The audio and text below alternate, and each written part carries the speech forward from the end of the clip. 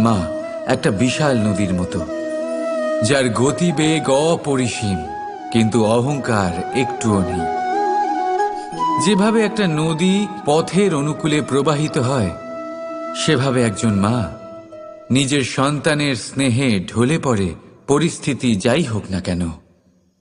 সন্তানের ঘুমানোর সময়ের সাথে নিজের ঘুমানো, সন্তানের জাগার সময়ের সাথে নিজের জেগে ওঠা, সন্তানের পছন্দ মতো খাবার সে নিজের পছন্দের খাবার বানিয়ে নেয়।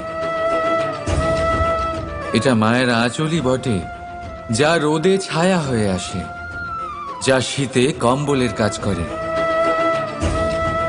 মা মা এমন হয় যে সন্তানের যাতে ঘুম না ভাঙে, সেই জন্য সে এক পাশ হয়ে ঘুমানোর অভ্যেস করে নেয়।